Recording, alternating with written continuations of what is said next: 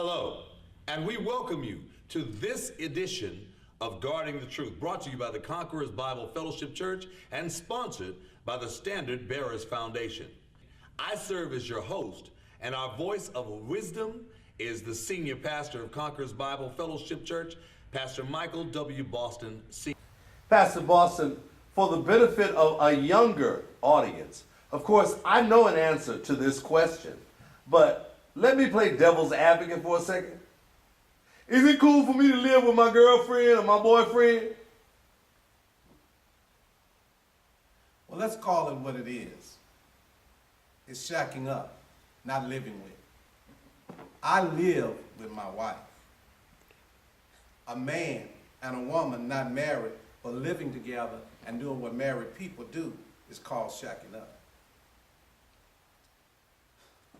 Confident, disobedient people, and that's the way I like to describe them, often tell me that the Bible doesn't speak about shacking up. The word shacking up is not found in the Bible, they say. To which I always say something humorous, smart, elegantly like, well, the word crack cocaine is not in the Bible, but the Bible certainly implies that we should steer away from crack cocaine. So when I'm asked to show them where this is implied in the Bible, I have 30 or 40 scriptures, but let me just run off a few to show you where this is implied in the Bible. 1 Corinthians 7:9 says, but if they cannot exercise self-control, they should marry, for it is better to marry than to burn with passion. Hebrews 13:4 says, let marriage be held in honor among all, and let the marriage bed be undefiled, for God will judge the sexual, immoral, and adulterous. 1 Corinthians 7:2 says, but because of the temptation to sexual immorality, each man should have his own wife and each woman her own husband, not a sexually active roommate. Romans 13:14 says, but put on the Lord Jesus Christ and make no provision for the flesh to gratify his desires with the sexually active roommate. 1 Corinthians 8:9 says, but take care that this right of yours does not somehow become a stumbling block to the weak. My wife and I founded a group about 2 years ago. We call them the Remnant, ages 18 to 40 now. And they're not necessarily members of our church. They're just young couples or singles that we meet with once a month, and we talk about different topics. Well, earlier this year, I talked to them about shacking up versus marriage. Or in other words, the permanence of marriage. Here's how the article read that we discussed. Rightly understood, marriage is about permanence. In a world of transitory experiences, events, and commitments, marriage is intransigent. It simply is what it is.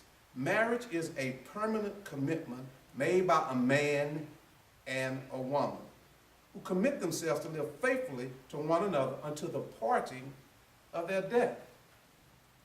The article went on to say, this is what makes marriage what it is. The logic of marriage is easy to understand. It's not difficult to comprehend, but it is difficult to subvert, which is one reason the institution has survived so many millennia. It is literally what a healthy and functioning society cannot survive without. And yet, modernity can be seen as one long attempt to subvert the permanent, including marriage. The modern age has brought the rise of individual autonomy. The modern age has brought the collection of population in cities, the weakening of families and commitments, the weaning of faith, the routinization, the routining, if you will, of divorce. Everyone is just getting divorced and divorced and divorced. Non-believers and believers.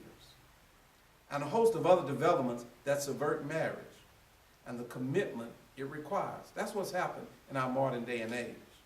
Phenomenon of cohabitation. We call it shacking up. States this report, the facts seem daunting, and listen to this. The percentage of women in their 30s who were reported having cohabitated or shacked up is well over 60%, doubled over the last 15 years.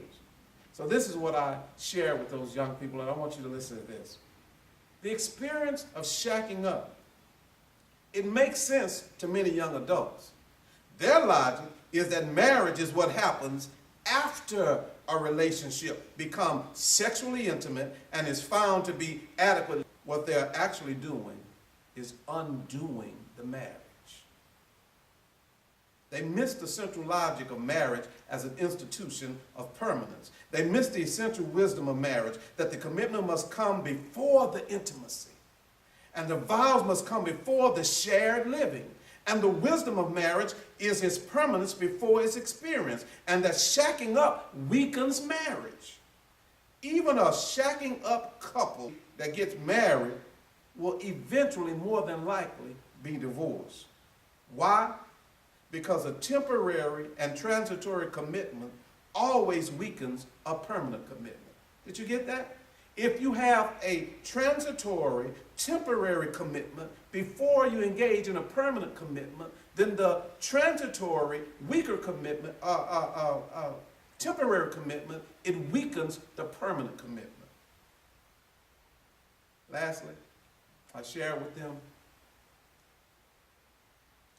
people having lived together with the open possibility of parting. It's that possibility that always remains and never leaves. Did you get that? If you live together with the open possibility of parting, then when you get married, that possibility will remain and never leave. So I say this to them. Shacking up is not only sinful, it's hurtful. Shacking up doesn't help. It always hurts. Visit us online for more information at cbfc.org. Or you can visit Pastor Boston at his other social media destinations. Facebook, Conquerors Bible Fellowship Church. On Twitter, Pastor_Boston. Or on Blogspot, MikeWBostonSR.blogspot.com. That's it for this edition of Guarding the Truth, where we're guarding the truth until God comes.